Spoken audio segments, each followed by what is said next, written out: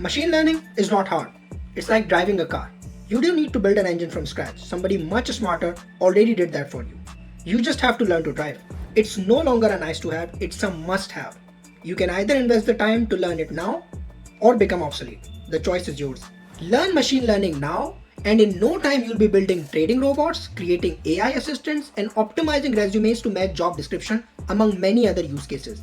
By 2030, not knowing AI ML is going to be like not knowing Excel in the 2000s or calculators in 1980s. You've probably seen machine learning tutorials on YouTube with thousands of lines of code. But 95% of that is just data downloading, cleaning, and manipulation, which you can easily do in Excel. In this video, I'll handle all the data prep in Excel and use less than 15 lines of code to build a machine learning model. So with no more shenanigans, let's start busting some of the biggest myths about machine learning. Myth number 1. You need to be a data scientist or a math genius. No, you don't. You don't have to be an Einstein or a Newton. With auto machine learning, you don't have to write the math behind the model. Someone much smarter already did that for you. You just have to use it. Myth number 2. Machine learning needs expensive hardware. No, it doesn't. You don't need a secret underground AI lab with thousands of GPUs. A simple laptop is enough. Unless you're trying to create the next ChatGPT. So don't let anyone convince you otherwise. Myth number 3. It takes weeks to build a machine learning model. No, it hardly takes a few minutes and just a few lines of code. In fact, let me show you these 2 lines. These 2 lines are it. This is machine learning.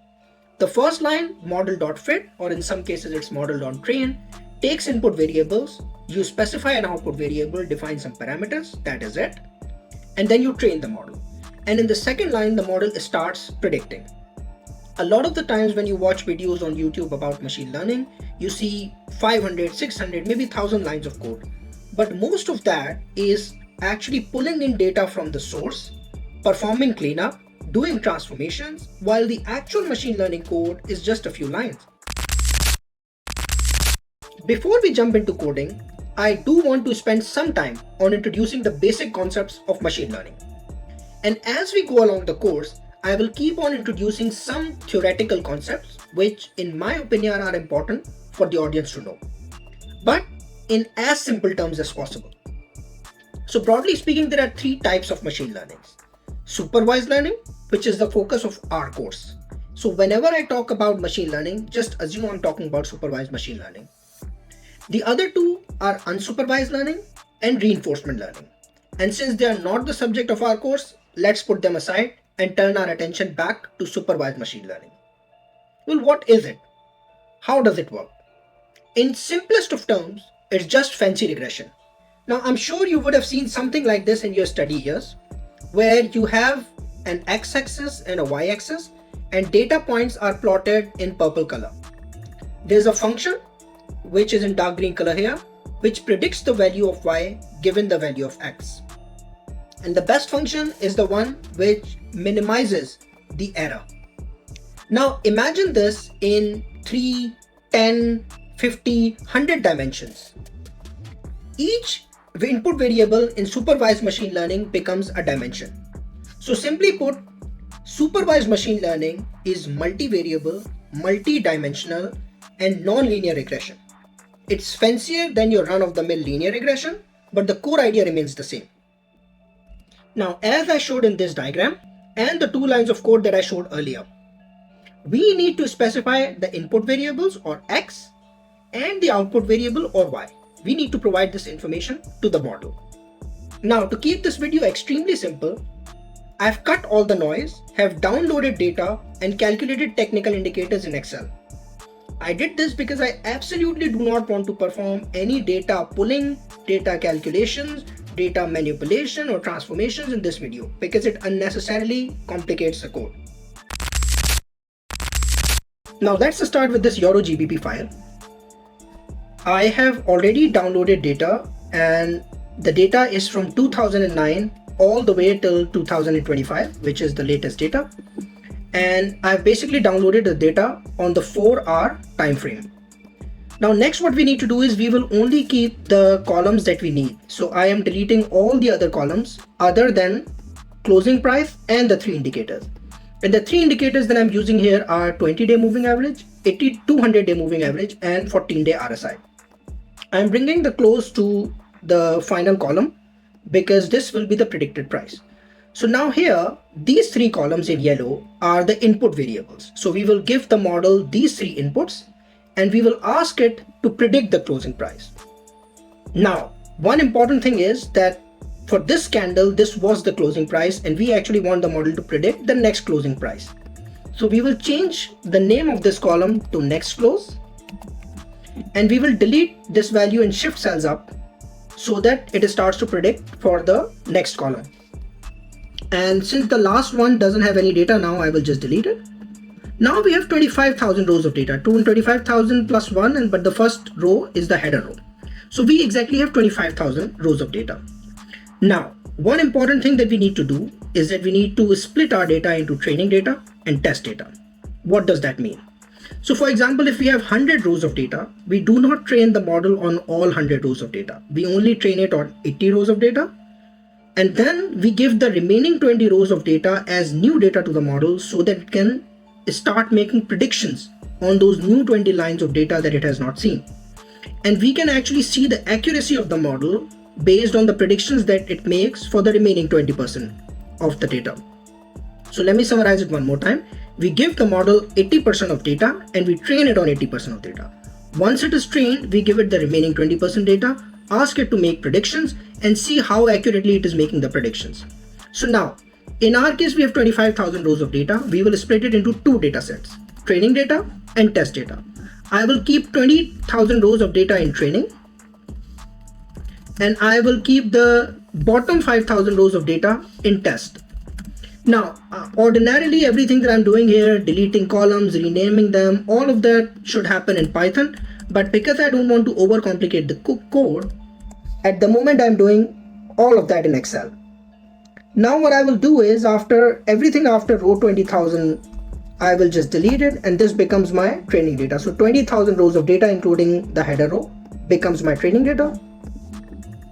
And for test data, I will delete the top 20,000 rows and keep the bottom 20,000. So here I will go to 20,000, delete all the rows at the top, and now I have data all the way till 5,000. So the bottom 5,000 rows are for test data. Now our training and test files are ready and it's just time to start coding. The first thing that we need to do is import libraries.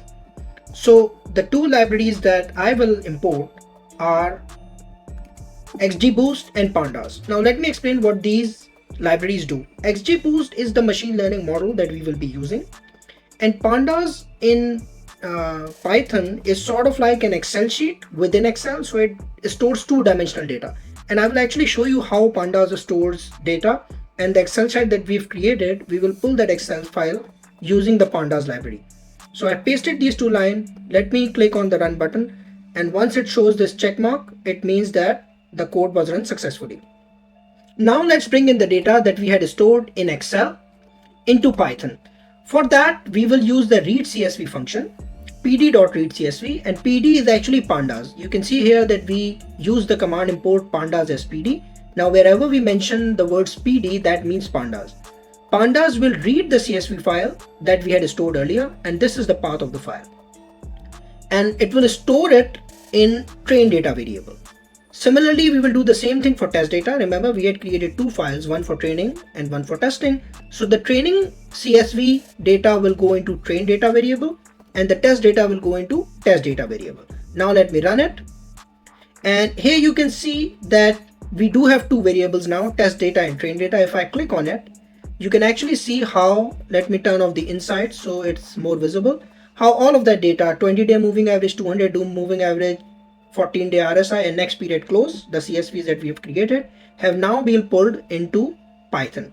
And there are two different data sets. The first one is training data and the second one is test data. If I go into training data, you can see that we have 20,000 rows of data. And similarly in test, we should have 5,000 rows. So that's exactly what we had expected. Now, as I had mentioned earlier, once we have the data, we need to split it into input variables and output variables. Basically, we need to tell Python or machine learning model what are our inputs and what is going to be the output that the machine learning model needs to predict. So for that, I will again create two variables. First, from training data, I will specify which columns I want to treat as X.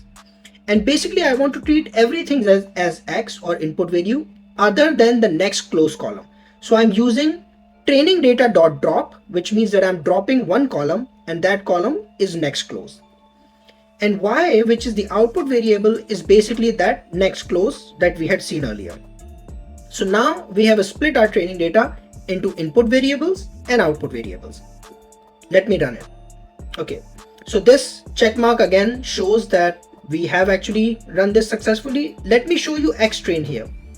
If I go into xtrain, and again let me hide insights, you can see that I only have three columns: 20-day moving average, 200-day moving average, and 14-day RSI. I do not have the next period's closing price. And similarly, if I look at Y training, Y is the output variable, then you will just see that I have next close, nothing else. Now let me quickly do the same thing for test data. I will click on run, and again in test data we should have 5,000 rows of data. Let's quickly have a look. So for Y test we only have next close and we have 5,000 rows of data, and similarly for X test we should have 5,000 rows of data and those three indicators that we are using. Now if you look at it, we have written like 5, 6, 8 lines of code so far, and even this code had nothing to do with machine learning itself. We just imported the data, the two CSV files that we had created, and we split them into the input variables and the output variable. That's all we did. And here I again want to emphasize one more time that this is that same graph X and Y that we had seen earlier, but in this case we have 3 X variables and 1 Y variable. So it's sort of like a 4-dimensional regression. Now we actually come to the model training part. What we're defining here is that model, we will use the XGBoost model, XGB regressor. And N estimators means nothing more than I want the model to do 500 rounds, and we will actually see that it will do 500 rounds of training. And this is that model dead fit line which I had shown in the beginning, and we are defining X and Y variables here. We are telling it that hey, training data is this data, these are all the inputs variable from the training, these are all the output, in this case it's just one, the output variable from training data. And we also tell the model what is the test data as X and Y, because this will be used for evaluation. So this is the evaluation set. Evaluation means that this outputs RSME, which is root square mean error, is what the model will try to reduce. Now, when I was showing you the graph earlier, I had mentioned that the purpose of the model is to reduce the error. And the error will be reduced based on the performance on the test data. So model will train itself on the X data, then evaluate its performance on test data. So now let's run, and we will actually see those 5,000 rounds, and you can see how quickly this happens, right? It hardly took what, less than 10 seconds for this to be done. And the root square mean error, which is again the same error that I was showing you on the graph, is 0.002. At this point, let's not worry about what it means. We will see in subsequent videos what it means, how to optimize it. But what I wanted to show is that just with a few lines of code, we've hardly written like 10 lines of code, and you can actually train the model. And with supervised learning, the most important thing, or the only thing that you need to learn, is that you need to tell the model that hey, these 3, 4, 5 are my X variables, this one variable is my output variable, and the model learns itself. So that's all you need to do. Now that we've trained the model, let's use this to start making predictions. Now, I am asking the model to predict, modic.predict, and I'm giving it the X values, the input variables of the test data, and it will predict the Y value itself. And that value of Y that it predicts, I am saving it as Y predict close. So let's run the code. And when we come here, Y predict close, we actually see that it has predicted the values. If I hide the insights, so these are all the predicted values for each row of data that we had given it earlier. Now, if you want to compare it with the actual data that we have, let's do that. So I will add 2 lines of code here. First is in the original test data, I will add a column called predicted close and I will pass on the value of this variable. And then I will save this new file as test with predictions, and then we will be able to go and match the actual predictions with the original result. So let me run these 2 lines of data. These 2 lines of data have also run successfully, and this CSV should now be saved. Let's go and check it. So now you can see that this test with predictions file is saved here in our folder. If I open this file,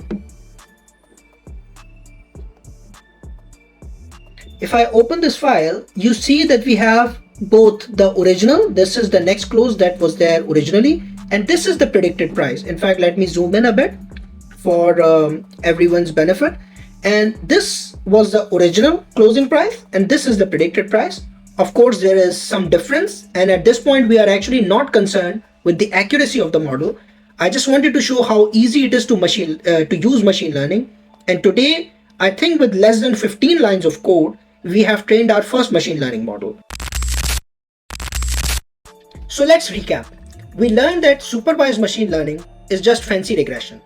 All we need is to give input variables and output variable to the model and see magic unfold.